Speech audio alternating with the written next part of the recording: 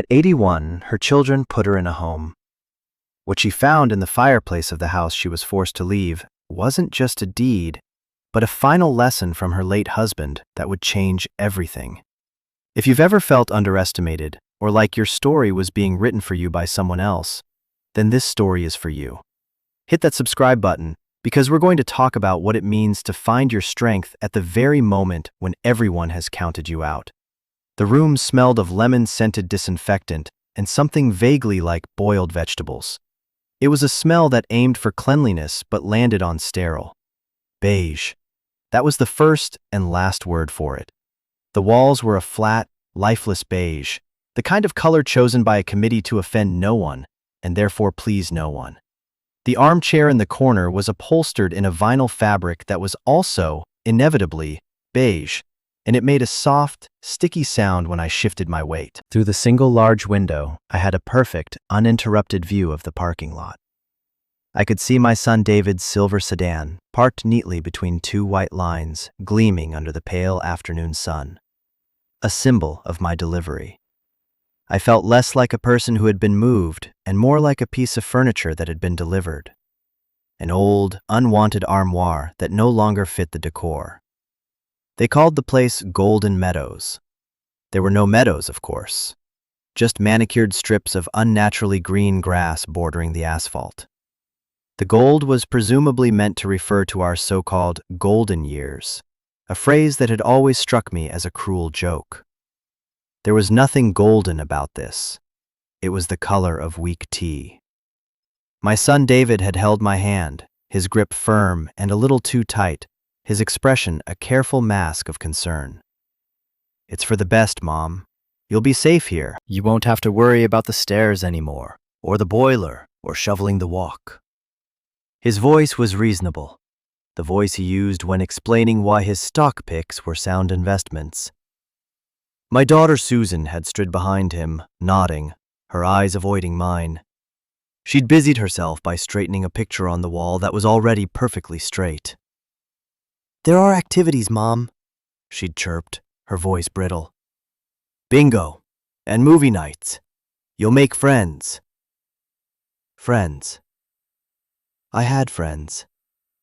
I had neighbors I'd known for 40 years. I had the checkout girl at the market who always asked about my garden. I had my home. I didn't say any of this. The decision had been made without my true participation, presented to me as a finished fact, a done deal. They had used words like logic and safety and practicality. They had held a family meeting to which I was invited, but my vote was clearly not counted. I was a problem to be solved, and Golden Meadows was the neat, tidy, expensive solution. So I'd let them pack a single suitcase for me, a curated collection of my life they deemed essential. A few sweaters, some sensible shoes, my medication, and the silver-framed photo of me and Arthur on our wedding day. They had done it all with a brisk efficiency that felt more like clearing out a storage unit than helping their mother transition to a new life. And then David had driven me here, the silence in the car thick with things unsaid, and Susan had followed in her own car, as if we were a tiny, sad parade. Now, sitting in this beige room, the silence was different. It was empty. The air didn't hum with the familiar groans of a house settling or the whisper of wind through the old oak tree in the backyard. It was the dead, recycled air of an institution. This, I thought, with a clarity that felt like a shard of ice in my chest, is where I will die. And my home, the home Arthur and I had built, would be sold to strangers. The thought of the house was a physical ache.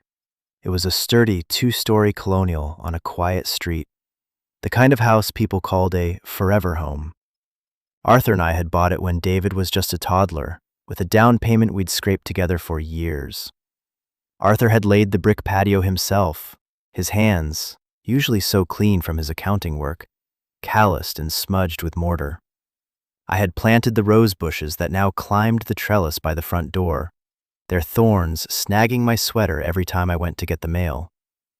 Every scuff on the hardwood floors, every chip in the kitchen counter, every nail in the wall was a sentence in the story of our lives. It was the place I had brought Susan home from the hospital.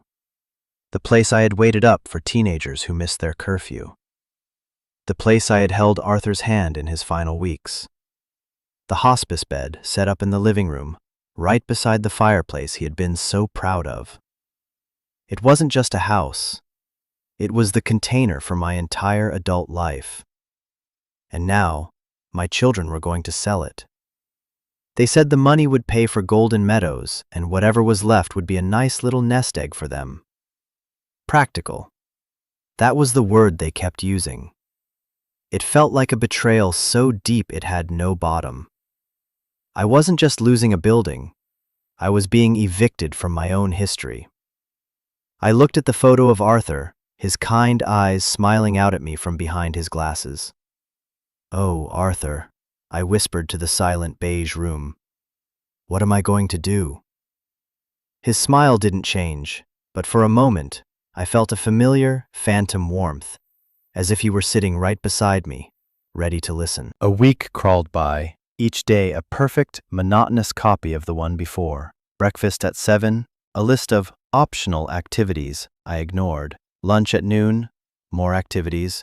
Dinner at 5:30. The residents floated through the halls like pale ghosts, their conversations circling the same 3 topics: their ailments, their grandchildren, and the weather. I ate my meals alone at a small table, the polite inquiries from staff and fellow residents bouncing off the wall of grief and anger I had built around myself. I was polite, I was quiet, I was compliant. I was a model resident. Inside, I was raging. I was a prisoner in a pastel-colored jail where the bars were made of good intentions and condescending smiles. My children called every other day, their voices bright and forced, asking if I was settling in. They spoke of the house in the past tense. "We got a great quote for painting the exterior," David said one afternoon, his voice crackling over the phone. "A nice neutral gray. Should really boost the curb appeal." A neutral gray. He was painting over my life with a neutral gray. I felt a wave of nausea. "That's nice, David," I managed to say, my own voice sounding distant and thin. Then came the call that changed everything. It was David again, and he sounded particularly pleased with himself. "Great news, Mom! We got an offer. A really solid one, above asking price. A young family. They love the neighborhood." I didn't say anything. I just listened to the sound of my heart beating a slow, heavy rhythm against my ribs. "It's a cash offer, so it'll close fast," he continued, oblivious to my silence. "Which is great. Now, there are some papers we need you to sign to make it all official. The realtor's office is preparing them. I was thinking, to make it easy on you, we could just have a mobile notary come out to you tomorrow afternoon. You just sign on the dotted line, and it's all taken care of." A notary. An official witness to my surrender. The finality of it was like a slap. This was it. The point of no return. My signature on a piece of paper, and my home would be gone forever. "Mom? Are you there?" David's voice was tinged with impatience now. "Yeah, I'm here," I said, my throat tight. "Tomorrow afternoon, you said?" "That's right, around 2. "Okay, David." I hung up the phone without saying goodbye. I sat there, the receiver still warm in my hand, and a memory surfaced, unbidden.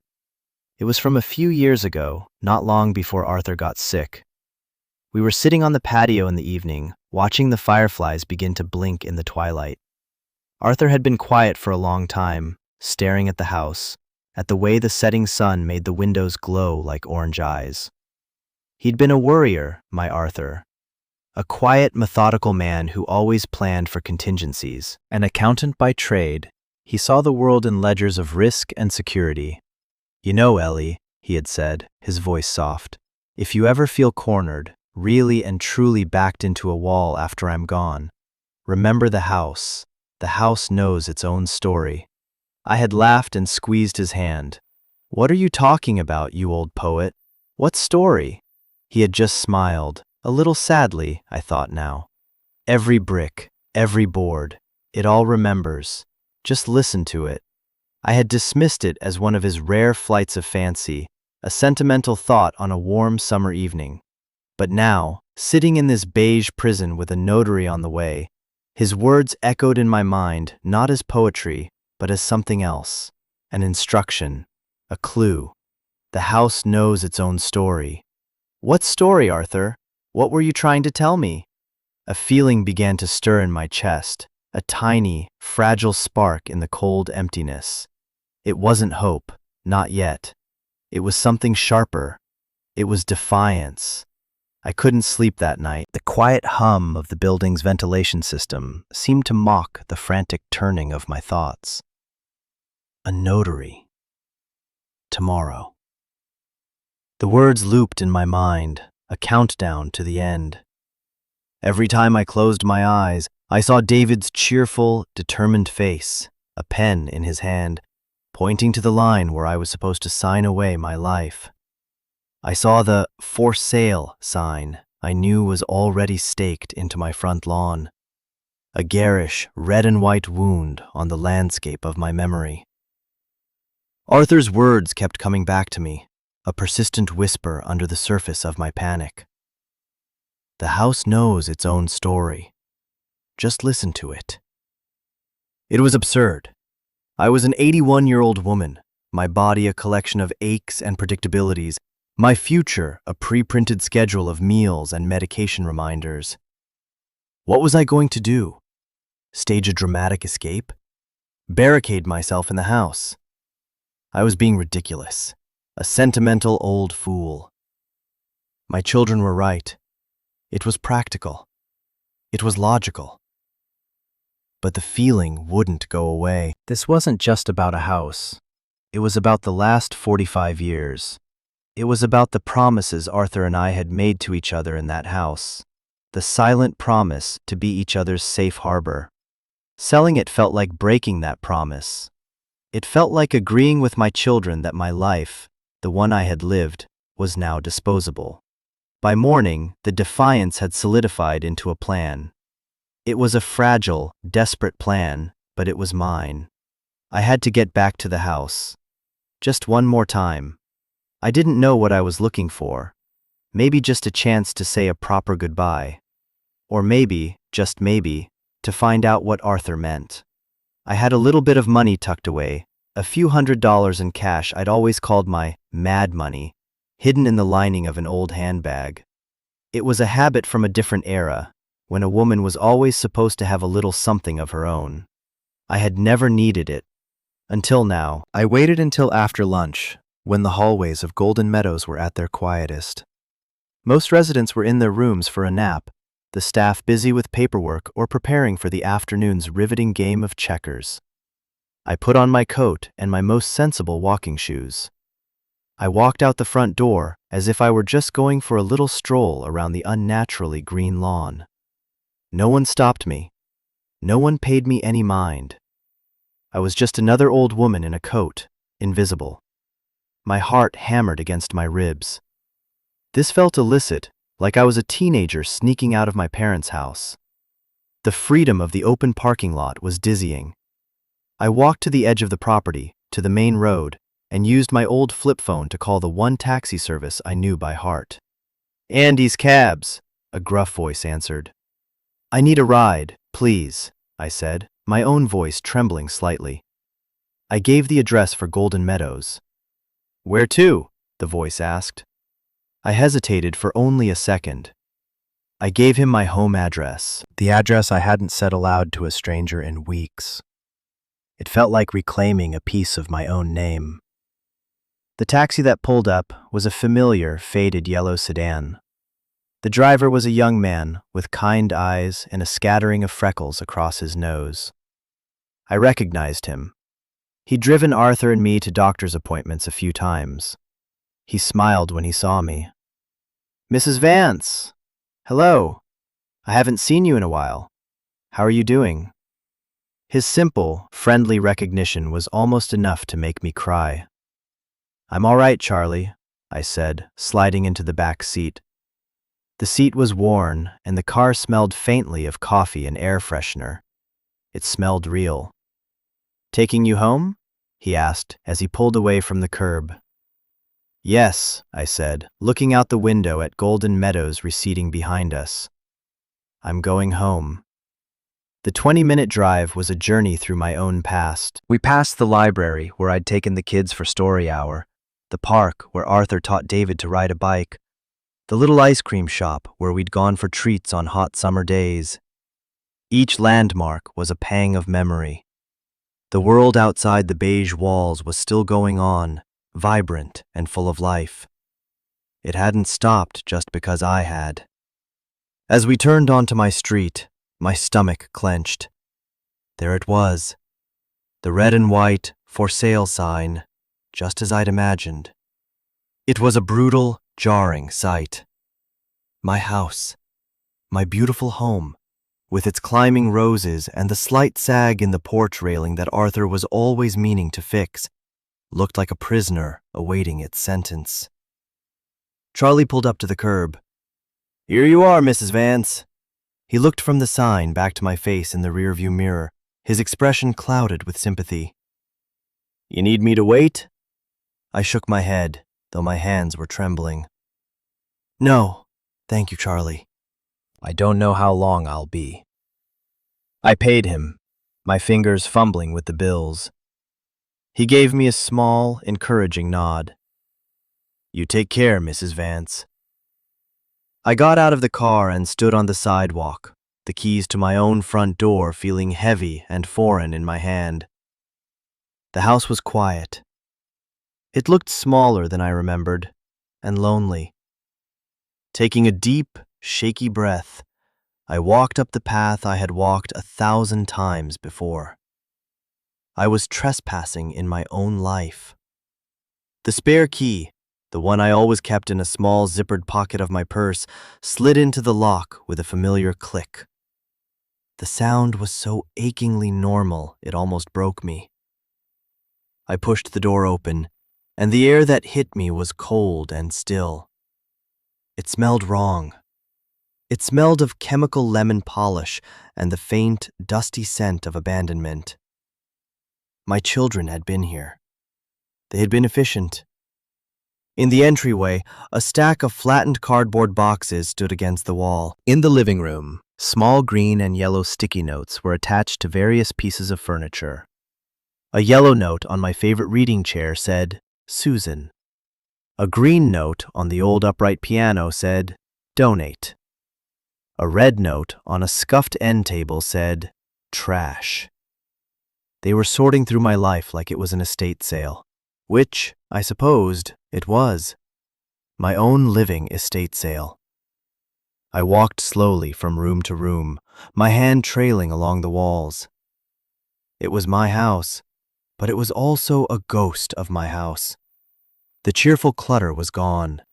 The stacks of books beside Arthur's chair, the half-finished knitting project in a basket by the sofa, the grandkids' drawings held by magnets to the refrigerator, all of it had been sanitized, packed away, categorized.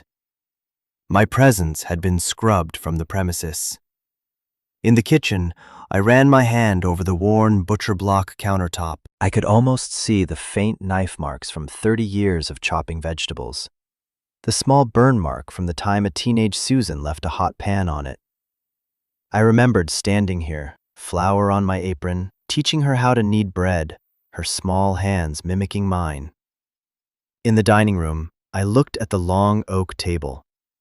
I saw it surrounded by family at Thanksgiving, Arthur at one end, me at the other, the table groaning with food and loud with laughter. Now it was bare, a vast, empty expanse of wood. The silence in the house was immense. It wasn't the peaceful quiet of a sleeping home. It was the dead silence of a place whose heart had stopped beating. I ended up back in the living room, drawn there by an invisible string. My gaze fell upon the fireplace. It was the centerpiece of the room, built from large, smooth river stones that Arthur had collected himself from a trip we took to Vermont a lifetime ago. He had been so proud of it. He'd spent an entire summer building it, meticulously fitting each stone into place. It was more than a fireplace. It was his monument to permanence, to the idea of home. I stood before it, the cold from the stones seeping into the air. And then I heard it again, that echo in my mind. Arthur's voice. The house knows its own story. Just listen to it. I looked at the stones, at the careful mortar lines, at the dark, empty hearth. It was just a fireplace. I was being foolish, chasing the ramblings of a dying man. But my hand moved on its own, reaching out to touch the cool, smooth surface of the stones. I ran my fingers over them, one by one. They were solid, immovable, a wall of memory. I traced the patterns, the grays and browns and flecks of quartz. My fingers brushed over a stone near the bottom, on the right side, just above the hearth. And it moved. It was a tiny shift, a barely perceptible wobble under my fingertips, but it was there. I stopped, my breath catching in my throat. I pushed it again, gently. It wiggled. That stone had never been loose. Arthur was a perfectionist. His work was flawless. A loose stone would have driven him mad. It was loose on purpose. My heart began to beat a frantic, hopeful rhythm. With trembling fingers, I worked at the edges of the stone, trying to get a grip. My nails scraped against the rough mortar. My old, arthritic knuckles ached in protest. It was wedged in tight. I looked around desperately and saw the fireplace poker resting in its stand. I picked it up. The heavy brass felt substantial in my hand. Carefully, I inserted the pointed tip into the crack alongside the stone, and gently, so gently, I pried. There was a soft grating sound, and the stone tilted forward. I put the poker down and used both hands to pull it free. It was heavy, but it came out, revealing a dark, rectangular cavity behind it. A perfect, hollow space, just big enough to hide something. My hands were shaking so much I could barely see straight. Inside the dark space sat a small, gray metal box. It was a simple document box, the kind Arthur used to keep his tax records in. It wasn't locked. It was just sitting there, waiting. I reached in and lifted it out. It was cool to the touch and heavier than it looked. I sank to my knees on the dusty hearth rug, the box clutched to my chest for a moment, my heart pounding a wild, frantic beat. This was it. This was the story the house was trying to tell me. With a deep, shuddering breath, I lifted the simple metal latch and opened the lid. Inside, resting on the very top, was a thick, cream-colored envelope. My name, Eleanor, was written across the front in Arthur's familiar, steady handwriting. The ink was a dark, confident blue. Seeing his script, so alive and so uniquely him, was like a punch to the gut. It was a message from a ghost. My vision blurred with sudden tears. I wiped them away impatiently. This was not the time for weeping. I had to know. I carefully tore open the envelope. The paper inside was thick, formal. The first thing I pulled out was not a letter. It was a legal document, several pages stapled together. The top read, "Quitclaim Deed." I scanned the dense, formal language, my eyes catching on phrases, county of, for and in consideration of, does hereby remise, release, and forever quitclaim. I didn't understand most of it, but two things were terrifyingly clear. I saw the property address, my address, and I saw the date it was signed and notarized. It was just over a month before Arthur passed away.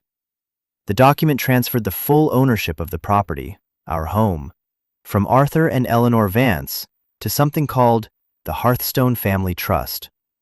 Beneath that document was another, this one outlining the terms of the trust. And tucked in behind it all was the letter. It was several pages long, filled with Arthur's handwriting. It began with the words that would change the entire landscape of my life. "My dearest Ellie," it said, "if you are reading this, then I am gone, and you are in the exact trouble I feared." I had to stop reading. The air rushed out of my lungs as if I'd been struck. I put the letter down on my lap and just breathed for a moment. the dusty, cold air of the living room filling my chest. A message. A hand reaching out across time to steady me. Have you ever had a moment like that? A moment where you received a message from the past that completely rearranged your present? A discovery that felt like finding a map you never knew existed right when you were most lost. If this is hitting you, if you know what it's like to feel adrift and then suddenly find an anchor, I'd love to hear about it in the comments. This is a community built on understanding that our past is never truly gone, that the people we've loved are still with us in ways we can't always see. We share these stories because they remind us that we are stronger than we think. Now, let's get back to Arthur's letter. I picked up the pages, my hands steady now, and I began to read his final words to me. My dearest Ellie, the letter continued, I hope you never have to read this. I truly do. I hope I am wrong, that my fears are just the anxieties of an old man, and that our children will do right by you, by us, by this home. But my love, I have watched them, I have listened, and I am worried. I am not writing this because I think David and Susan are bad people. They are not. They are our children, and I love them dearly. But they are products of a different time. A faster, colder, more practical time. They see this house, our home, not as we do. They do not see the spot in the kitchen where David took his first steps. They do not remember the nights we spent on this very floor, building forts out of blankets with Susan. They see square footage. They see market value. They see an asset to be liquidated, and I fear that one day they will see you as a liability to be managed, and this house is the fund to do it. Every word was a small, sharp pinprick to my heart, because he had seen it all so clearly. He had known. I couldn't bear the thought of it, Ellie, he wrote. I couldn't bear the thought of you being moved into some sterile room while strangers walk through our halls, judging the color of the paint and planning their renovations. This house is not made of wood and stone. It is made of our years. It's made of your laughter and my quiet contentment. It is the story of our life together. I could not stand by and let that story be sold to the highest bidder to pay off a credit card or fund a new car. It is worth more than that. You are worth more than that. The tears I had been holding back began to fall, fat, silent drops that splattered onto the page. They were not tears of sadness, but of a profound, overwhelming love. He had seen me. He had protected me, even from beyond the grave. The letter went on to explain the legal machinations in his clear, concise way. So I did something, he wrote. Something secret. I apologize for the secrecy, my love, but I knew if I told you or the children, it would have started a war I did not have the strength to fight in my final days. I went to a young lawyer, a woman named Maria Chen at a small firm downtown. She specializes in elder law and trusts. She helped me set up an irrevocable trust, which I have named the Hearthstone Family Trust. With the quitclaim deed in this box, I transferred ownership of the house into that trust before I passed. Legally, the house does not belong to my estate. It belongs to the trust. And you, my dear Eleanor, are the sole lifetime beneficiary of that trust. What this means is simple. The house is yours for as long as you live.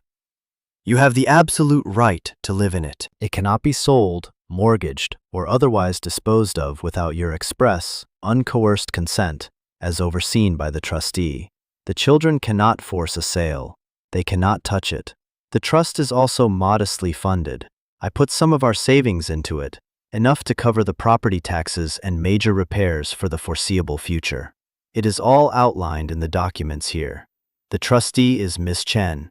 Her card is in this box. She is waiting for your call. I looked in the box and there it was, a crisp business card with a simple, elegant font. Maria Chen, attorney at law.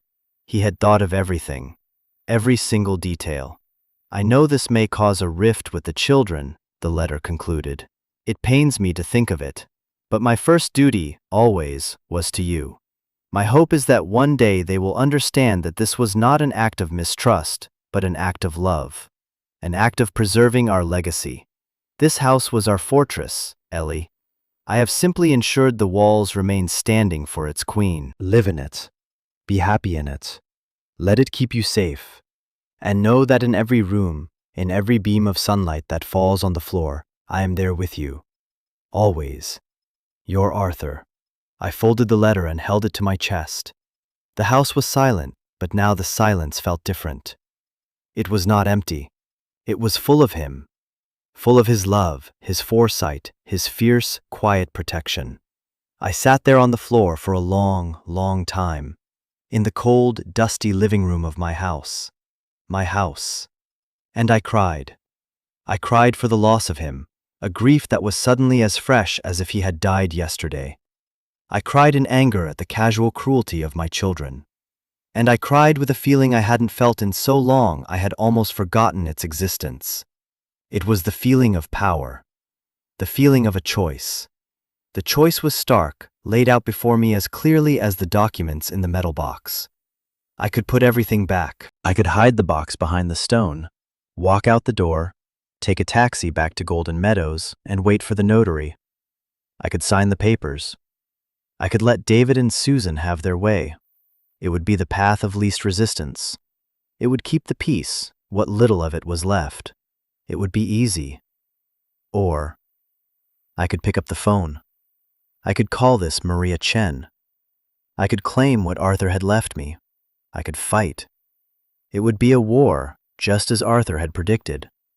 It would be messy and painful, and it would likely shatter my relationship with my children, perhaps forever.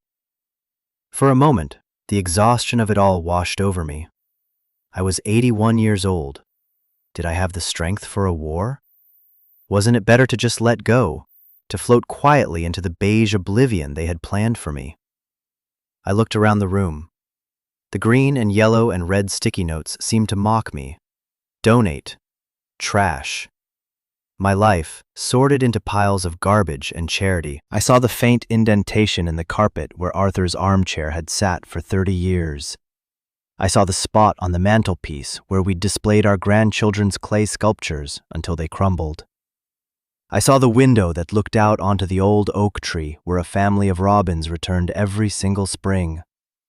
This wasn't an asset. This wasn't a property. It was the living, breathing heart of my family, and its blood was my memories. Arthur hadn't just left me a house. He had left me a test. He was asking me if our story was worth fighting for. He was asking me if I was worth fighting for. In that moment, something inside me, something I thought had withered and died, flared back to life.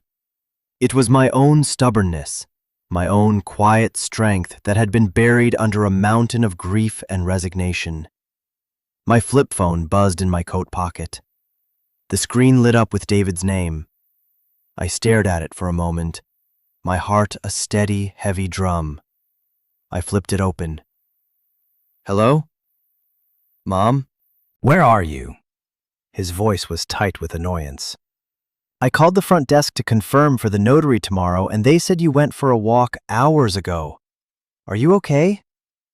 I'm fine, David, I said, and I was surprised by how calm and clear my own voice sounded. I'm at the house. There was a pause. The house? What are you doing at the house? How did you even get there? I took a taxi. A taxi?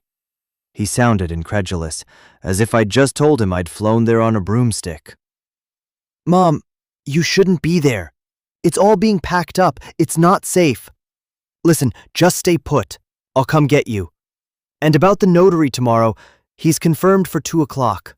We really need to get this done. The market is hot, and this offer is too good to pass up. There it was again. The market. The offer. The brisk, impersonal language of a transaction. I looked down at the letter in my lap, at Arthur's strong, looping signature. I took a deep breath. No, David, I said. The word was quiet, but it felt like the loudest sound in the world. "What do you mean, no?" he asked, his voice sharp now. "No, the notary is not coming tomorrow. No, I will not be signing any papers." I could almost hear his mind trying to process this, to fit it into his neat, orderly plan. "Mom, what are you talking about? Don't be difficult. This is for your own good." "No, David," I repeated, and this time my voice was stronger. "There's been a change of plans." I ended the call before he could reply, the click of the phone decisive. My hand was perfectly steady. I looked at the business card in the box. Maria Chen, attorney at law. I picked up my phone again, my fingers moving with a purpose I hadn't felt in years. I dialed the number. A calm voice answered. "Chen and Associates, how can I help you?" "Hello," I said, my voice clear and ringing in the silent house. "I'm calling for Ms. Maria Chen. My name is Eleanor Vance. My husband, Arthur, told me to call." Ms. Chen agreed to meet me the very next morning. She didn't come to the house. She came to Golden Meadows, suggesting it would be a more neutral and private location for our first conversation. I had spent the night in my own bed, in my own home, a defiant act of reclamation. It was the best I had slept in months. Waking up to the familiar pattern of sunlight through my own bedroom window felt like a resurrection. I took a taxi back to the facility in the morning, feeling like a general returning to a forward operating base. When I walked in, the woman at the front desk gave me a surprised, slightly disapproving look, but I just smiled politely and went to my room to wait. Miss Chen was nothing like I expected. I had pictured someone older, sterner. The woman who knocked on my door was young, perhaps in her early 30s, with sharp, intelligent eyes and a calm, reassuring presence. She wore a simple dark suit and carried a worn leather briefcase. She didn't treat me like a fragile old woman. She shook my hand firmly and spoke to me as an equal. "Mrs. Vance," she said, taking a seat in the beige vinyl chair. "It's an honor to finally meet you. Your husband was a very wise man." I handed her the metal box. She took out the documents and reviewed them, her eyes scanning the pages with practiced speed. She nodded slowly. "Yes, this is all exactly as we set it up. The Hearthstone Family Trust is ironclad. The quitclaim deed was properly filed and recorded. Legally, this property has not been part of your husband's estate for over a year. It belongs to the trust, and the trust's sole directive is to provide you with a home for the duration of your life." She looked up at me, her expression serious but kind. "Your children," she said, choosing her words carefully, "have no legal authority to sell this house. Any attempt to do so is invalid." The relief was so immense, so total, that I felt lightheaded. It was real. It wasn't just a sentimental letter. It was a legally binding fortress, just as Arthur had intended. "What happens now?" I asked, my voice barely a whisper. "Now," she said, a small, determined smile on her face, "we inform them. I will draft a letter to your son and daughter and to their real estate agent, notifying them of the trust's existence and legal standing, and demanding they cease all efforts to sell the property immediately. We will have the 'For Sale' sign removed. And you, Mrs. Vance, can go home." The confrontation, when it came, was even worse than I had imagined. David and Susan arrived at Golden Meadows that evening. They didn't knock. David used his key to my room, and they stormed in, their faces masks of fury and disbelief. Susan was holding a copy of Ms. Chen's letter. "What is this, Mother?" she demanded, her voice shaking with anger. "What kind of sick game is this?" David stood behind her, his arms crossed, his jaw tight. "We got a call from the realtor. He's pulling the listing. He said you have some lawyer. This is insane. Dad would never do this. He would never go behind our backs and lock up the house like this." They looked at me as if I were a stranger, a devious old woman who had conspired against them. They saw it as an act of aggression, an attack. They couldn't see the love behind it. They couldn't see the fear. "He did it to protect me," I said quietly. "He did it to protect our home." "Protect you from what?" David scoffed. "From us? We were trying to help you. We were trying to make sure you were safe and cared for." "You were trying to sell my home," I said, my voice gaining strength. "You put me in this place and started sorting my life into trash bags without even asking me. You call that help?" "It's impractical for you to live there alone," Susan cried, tears of frustration welling in her eyes. "The house is a money pit. This is what's best for everyone." "It is my home," I repeated. The words felt like a shield. "And I am going back to it." They accused me of being senile, of being manipulated by a predatory lawyer. They threatened to contest the trust, to have me declared incompetent. The words were ugly, and they hurt more than I could have imagined. But beneath the hurt, Arthur's love was a bedrock. I didn't yell. I didn't argue. I simply held my ground. Finally, when their anger was spent, I handed them a photocopy of Arthur's letter. "Read this," I said. "He wrote it for me, but I think he meant it for you, too." David snatched it from my hand.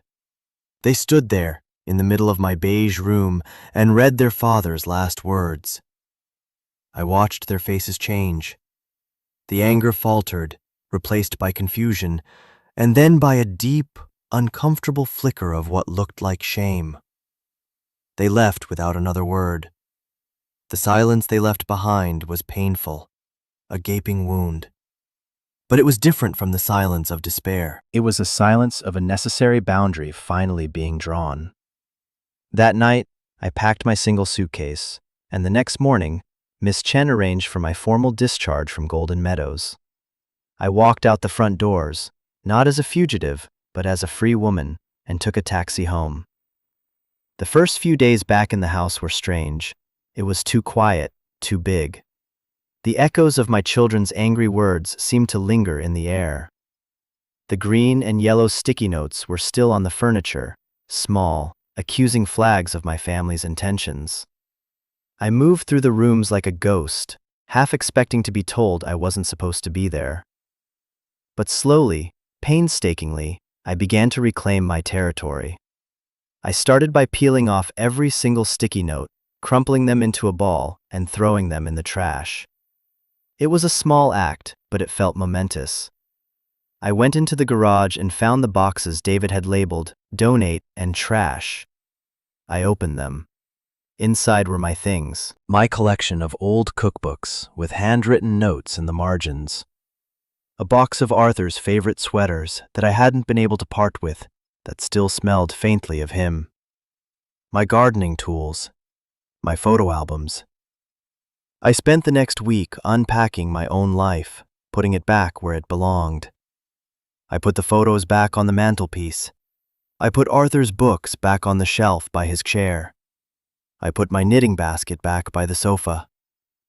With each object returned to its rightful place, the house seemed to breathe a little deeper. It started to feel less like a museum of my past and more like the home of my present. I thought a lot about inheritance during that time. My children had seen their inheritance as a future windfall of cash, an asset to be unlocked. They had looked at the house and calculated its value. But Arthur had understood something deeper. He knew that a true inheritance isn't something you can spend. It's a story, a foundation, a place of safety. He hadn't just left me a piece of real estate. He had left me a choice. He had left me the agency to decide the final chapter of my own story. He had trusted me to be strong enough to fight for it. It was the greatest gift he could have possibly given me. The silence for my children continued. It was a heavy, sorrowful silence. I knew I had wounded them, that I had upended their vision of the world and their place in it. I found myself thinking that they weren't evil. They weren't malicious. They were just lost, as Arthur had said. They were caught in the frantic current of modern life, a world of mortgages and tuition payments and the relentless pressure to have more, do more, be more. They had forgotten how to simply be. I hoped, with a mother's stubborn hope, that one day they would find their way back. Not just to me, but to themselves. But my happiness, my peace, was no longer contingent on their approval. I found a new rhythm. I woke with the sun. I worked in my garden, my hands in the soil, feeling the earth's steady pulse. Old neighbors, hearing I was back, stopped by with cakes and casseroles, their simple, uncomplicated kindness a balm on my bruised heart. The house settled around me, its familiar creaks and groans a comforting language. I felt Arthur's presence everywhere, not as a haunting grief, but as a warm, steadying light. I was home. Months passed. The starkness of winter gave way to the tender green of spring. The rose bushes I had planted 40 years ago began to bud, their tight fists preparing to unfurl. I was on my knees in the garden, weeding around the daffodils, when a car I recognized pulled into the driveway. It was Susan's. She got out and stood by the car for a long moment, just looking at the house. She looked thinner, tired. I stood up slowly, wiping my earthy hands on my jeans, my heart giving a nervous flutter. She walked towards me, her steps hesitant. "The roses are looking good," she said, her voice quiet. "They always do," I replied. We stood in an awkward silence for a moment, the space between us filled with months of unspoken words. Then she looked at me, her eyes filled with a complicated mix of regret and sorrow. "I'm sorry, Mom," she said. It wasn't the grand, all-encompassing apology I might have once dreamed of. She didn't apologize for wanting to sell the house, but she said, "I'm sorry for how we did it, for the sticky notes, for not listening." She looked down at her hands. "I've read Dad's letter about 100 times. I don't know if I understand it yet, but I'm trying." It wasn't a perfect reconciliation. It wasn't a Hollywood ending where we all hugged and cried and everything was instantly forgiven. But it was a start. It was a crack of light in a door that had been slammed shut. I just nodded. "Would you like to come in for some tea?" I asked. She smiled, a small, watery smile. "I'd like that." Later that afternoon, after she had gone, I sat in Arthur's armchair, a cup of warm tea in my hands, and looked around my living room. The house was filled with the golden light of late afternoon. It was more than a building. It was proof. It was proof that I was still here, still the author of my own life. It was a testament to a love strong enough to reach across the divide of death itself. Arthur taught me that the greatest inheritance isn't found in a bank account or a property title. It's the strength to protect your own story. What you build in a lifetime, the love, the memories, the home you create, that has a value no one can put a price on. It's the legacy that truly matters. If you have ever had to fight for what is rightfully yours, not just legally, but emotionally and spiritually, I want you to know that you are not alone in that struggle. These are the fights that define us. Please, share your own story of resilience in the comments below, because every single one of those stories deserves to be heard and honored. Thank you for being here, for listening. And don't forget to subscribe so we can continue to share stories that remind us of our own strength.